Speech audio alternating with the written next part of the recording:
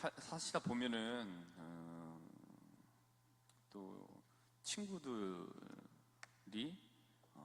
이전에 기억 속의 친구이지만 이제는 친구라고 하긴 좀 어려운 분들이 계시잖아요. 이전에도 말씀드렸다시피. 그래서 이제 친구라고 불렸었지만 이렇게 다정한 친구, 어릴 적의 친구라고 불리긴 했었지만 이제 그냥 아는 사람으로 전락되는 경우들이 허다한 것 같습니다. 그냥 허울만 친구라고 하지만 사실 아는 사람만도 못하는 사람으로 그냥 지내는 경우가 있게 되는 것 같습니다. 저도 이제 그렇게 참 분류하면서 사는 거는 피곤한 일인데 저도 친구라고 부를 때는 좀 신중하게 생각을 합니다. 이 사람을 친구라고 부를 수 있느냐 아니면 그냥 아는 사람으로 분류를 해야 되느냐라는 생각을 좀 피곤하지만 하게 됩니다. 친구라는 단어가 그냥 그렇게 쉽게 사용될 수 있는 건 아니다라는 생각이 들어서 그렇게 사용을 하고는 합니다. 그래서 이전에 저 이제 친구라고 이렇게 불리웠던 사람들과 뭐 간단한 자리를 예전에 오래전에 갖게 됐습니다. 그래서 뭐 친구끼리 다 그런 거지라고 이제 이야기 어느 중간에 그런 얘기들이 나오게 됐었습니다. 근데 제가 그냥 넘어가면 되는데 그냥 그 자리에서 이렇게 얘기를 했습니다. 근데 야 우리 진짜 이렇게 오랜만에 만났는데 또 그동안에 무슨 뭐 이 삶의 방향이 같은 것도 아니고 그다음에 뭐 이렇게 접점이 뭐 인생에 뭐 있는 것도 아닌 것 같고서 야 이제 친구라고 부르기엔 좀 그렇다라고 이제 얘기를 했었습니다. 그랬더니 뭐 다 그런 거지 뭐 하고 뭐 이렇게 하고 넘어갔던 적이 있었습니다. 그래서 친구라고 부르는 거는 그만큼 좀 신중해야 되는 단어가 아닌가라는 거를 개인적으로 저만의 기준을 이제 가지게 됩니다. 그러니까 제가 생각하는 진정한 친구라고 한다면 그 진정한이 들어갔고 친구라는 두 개가 합쳐졌기 때문에 진정성이 있어야 된다는 그 두 단어가 합쳐졌기 때문에 저한테는 이 자리를 누가 대체할 수 없는 사람이 진정한 친구라는 생각이 듭니다. 누구라도 대체하기보다는 이 추억은 또 지금까지 이어왔던 이것만큼은 저 사람을 대체할 수 없구나. 지금 살아오면서도 그렇게 만나는 그 자리를 대체할 수 없다라고 생각되는 이가 친구인 것 같습니다. 그러니까 여기 이제 저를 좋게 생각하시는 분도 계시고, 이렇게 별로 탐탁치 않게 생각하시는 분들도 여기 다 섞여 계시잖아요. 근데 이제 그런 너무 좋게 생각하시는 분들이 신자분들이 계신다고 한다면은 제가 만약에 다른 곳으로 이동했을 때 제 자리에 누군가가 오더라도 심정적으로 저를 대체하시기는 어려우실 수 있습니다. 그럼 이제 저는 좀 다른 대체 불가능한 사람이 되는 거죠. 그래서 주일에 저를 어떤 분이 보시기 위해서 경상도 창원에서 올라오셨더라고요. 근데 저는 몰랐죠. 근데 이전에 코로나가 이렇게 있었을 때 저희 본당 분들을 위해서 시작했던 그 유튜브 미사를 보시고 지금까지 계속 보시고 뭐 이렇게 하셨다고 하더라고요. 그래서 창원에서 올라오셨는데 이렇게 선물이라는 걸 준비해 오셔서 저한테 주시고 저 좀 이상하고 이렇게 얘기를 말씀을 나누다 보니까 그런 역사가 있으셨던 거예요. 그래서 이제 같이 뭐 차를 한 잔 이렇게 하려고 했는데 밑에 내려가서 얘기를 카페에서 이렇게 했는데 뭐 저는 이제 도구로서 그 시기에 그분이 이제 그 신앙생활을 하실 수 있는 어떤 도구가 됐던 거예요. 하느님의 도구가 됐던 겁니다. 그래서 그분이 그 시기에 그 하느님 도구로 제가 사용되어졌던 그 시기에 그거를 보고 굉장히 인생에 참 이거 좀 얘기하기 좀 그런데 인생에 좀 굉장히 큰 전환점이 되셨다라는 말씀을 해주고 가셔서 저는 좀 놀랐습니다. 당황스럽기도 하고 제가 무슨 그렇게 됐나. 근데 그때 예수님께서 자기에게는 굉장히 그러니까 요약해 보면은 예수님께서 그분에게 대체 불가능한 분으로 자리매김하게 된 기회가 그때가 됐던 것 같아요. 아마 이제 하느님께서 그렇게 역사를 하셨겠죠. 그래서 그런 이 대체 불가능한 분으로 자리 잡게 된 예수님. 굉장히 그 인생의 큰 전환점으로 예수님께서는 딱 자리 잡게 되신 거죠. 그 누군가는 거기 갈 수 없는 그게 됐다고 합니다. 그래서 굉장히 좀 기쁘기도 하고 굉장히 부담스럽기도 하고 이제 창원이나 경상도에 놀러 갈 때 조심해야 되겠다 이런 생각도 막 하고 했습니다. 마리안나 자매님 어쨌든 보신다면 그렇게 하나님께서 저를 통해서 당신을 대체 불가능한 분으로 자리매김하게 되신 거에 대해서 축하드리고 앞으로 쭉 잘 이어가시기를 창원에 사시는 마리안나 자매님께 말씀드립니다. 잘 보시죠. 됐습니다. 네.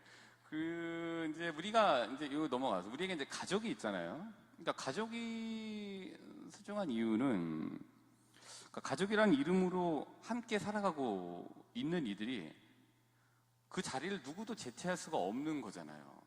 내가 지금 낳고 기른 내 아이의, 내 자식의 자리를 누가 대체할 수 있겠습니까? 그 자식은 대체 불가능한 거죠. 그리고 부모의 자리를 누가 대체할 수 있겠습니까? 대체할 수 없는 거죠. 그래서 더 소중한 거죠. 그리고 내가 사랑하는 배우자, 지금까지도 그렇게 사랑하는 배우자의 자리를 누가 대체할 수 있겠습니까? 이제 그렇게 따지고 보면은 가족이라는 이름, 친구라는 이름은 대체 불가능하다. 그리고 유일하다라는 거를 얘기해주고 있는 단어가 친구와 또 가족인 것 같습니다. 그러니까 나라는 사람은 이제 좀 이렇게 좁혀봐서 나라는 사람은 대체가 불가능한 존재입니다. 누군가에게 분명히 나는 대체 불가능한 존재일 겁니다. 물론 좀 어디선가 나라는 사람은 대체 가능한 소모품으로 살아가고 있기도 합니다. 저도 마찬가지로 누군가에게는 대체 불가능한 존재예요. 저희 부모님에게는 또 그렇고 저희 가족에게도 그렇고. 근데 이제 제가 이제 살고 있는 이 영역에서 본당 신부라고 하는 위치는 어떻게 따지고 보면은 그냥 소모품이기도 합니다. 제가 가면은 다른 본당 신부라고 하는 소모품이 와서 5년이라는 시간을 잘 소모하고 가면 되는 겁니다. 근데 그런 소모품으로서의 기간을 보내지만 누군가에게는 대체 불가능한 사람으로 자리매김할 수도 있게 되는 거죠. 어쨌든 어딘가에서는 소모품이지만 누군가에게는 어딘가에서는 나라는 존재는 대체 불가능한 유일한 존재다라는 자부심을 가지고 이제 사실 필요가 있는 것 같아요. 저도 뭐 그렇습니다. 이제 이거는 이제 캐나다의 유명한 슈퍼모델입니다. 위니 할로우라는 사람인데요. 저렇게 화장을 한 게 아니라 백반증을 앓고 있는 사람입니다. 백반증. 그래서 이제 왜 멜라닌 색소가 이게 부족하면은 어떤 이 피부가 곳곳이 허옇게 되잖아요. 이제 이 손도 그렇고 이쪽도 허연데 그 사진이 좀 너무 야해서 가져와서 보여드린 그렇고 그래서 여기 보면 이게 허연데 이게 굉장히 이 사람한테는 열등한 자기의 그 부분이었죠. 근데 그래서 이제 막 사람들한테 얼룩말이니 뭐 젖소니 그러니까 하얗고 검은 게 막 섞여 있으니까 놀림을 당해서 결국엔 이제 고등학교 때 중퇴를 하고 뭐 극단적인 선택을 시도하기도 하고 근데 그렇게 지내다가 미국에 있는 그 왜 도전 슈퍼모델 뭐 이런 데 프로그램에 이제 나가게 된 거예요. 그래서 거기에서 굉장히 이 대중들로부터 폭발적인 반응을 얻게 되고 이제 드디어 굉장히 유명한 슈퍼 모델이 돼서 살아가고 있는 사람 위니 할로우입니다. 근데 이제 이 사람에게 이제 왜 보면 꼭 그런 못된 사람들이 있잖아요. 질문도 꼭 그렇게 못되게 하는 사람들이 있잖아요. 그래서 이렇게 얼굴이 허옇고 검고 하니까 이 와이셔츠는 누가 준 거야? 뭐 이렇게 얘기를 한 거예요. 네 얼굴에 와이셔츠는 누가 준 거야? 막 이런 이제 얘기를 했다고 해요. 제가 책에서 봤더니 그랬더니 이제 이 위니 할로우가 얘기한 거는 나의 디자이너는 하느님이셔 라고 당당하게 탁 얘기를 했다고 합니다. 그러니까 이게 참 저한테는 그 책 보면서 야 이렇게 참 대답하는 디자이너는 하느님이셨어 하느님이 그러셨지 라고 당당하게 얘기했다라는 그 글이 굉장히 좀 인상 깊었습니다. 그러면서 또 이런 얘기를 했대요. 세상에는 사람들이 검은색과 흰색의 피부를 가지고 있지만 나는 두 개를 가지고 있는 사람이야 라고 하면서 또 당당하게 얘기를 했다고 합니다.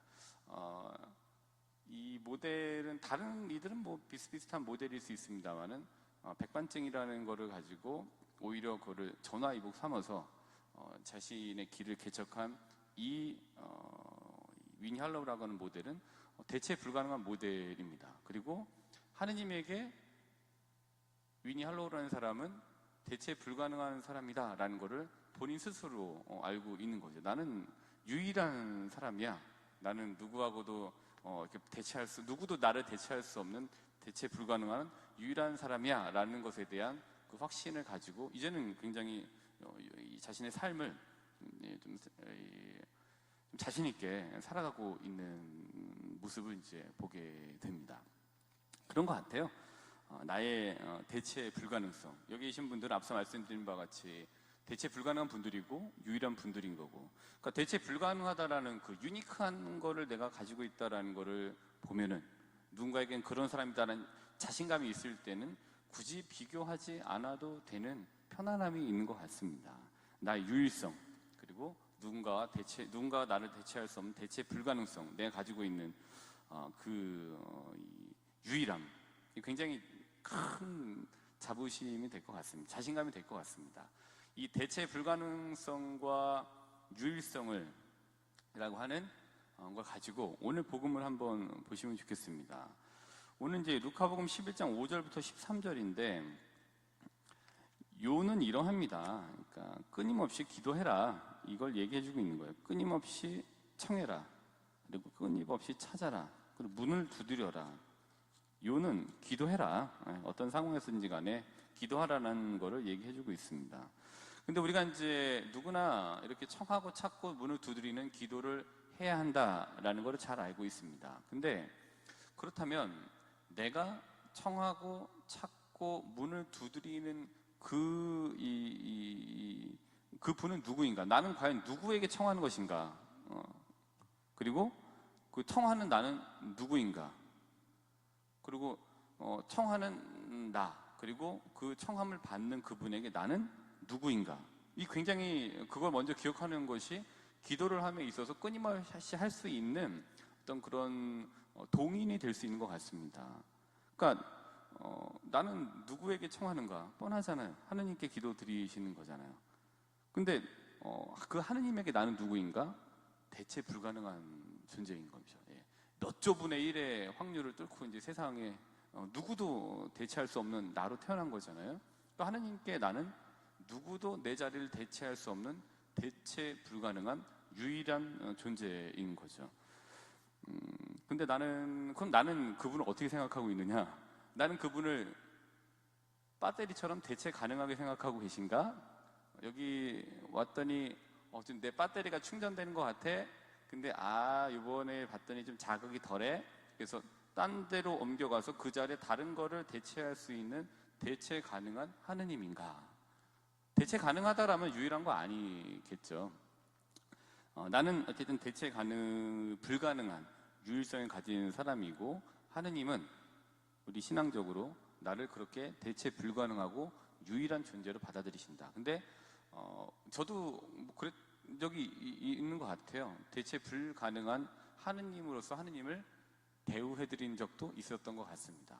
그래서 우리가 어딘가를 기웃기웃거린다라는 거는 내가 좀 뭔가 좀 알고 싶어하는 그 지점에 하느님이 안 될 것 같으니까 이 하느님 잠깐 빼버리고 걷다가 다른 배터리를 넣으시는 거잖아요. 그러니까 이제 가셔갖고 물어보기도 하고 말도 안 되는 얘기를 듣고 오시기도 하고, 그다음에 노란색 종이를 받아와갖고서 꽁꽁 숨겨두시기도 하고, 뭐 이런 일들이 거기에 대체 가능하다라는 전제가 깔려 있기 때문에 대체 가능한 부족을 가지고 오시는 거고, 대체 가능한 어떤 할 것 같은 누군가를 찾아가시게 되는 거죠.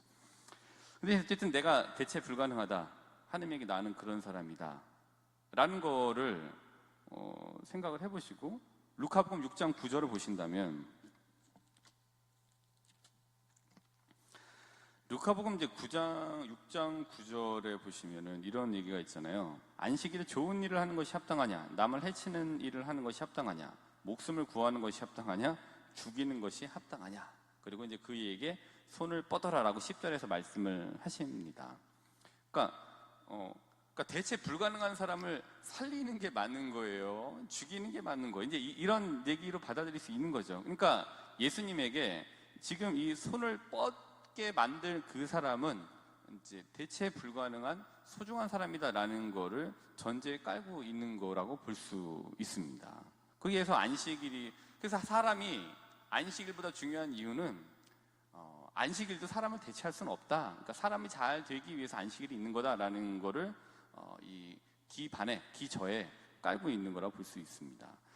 한 번 더 볼까요? 요한복음 나온 김에 요한복음 20장 한번 볼까요?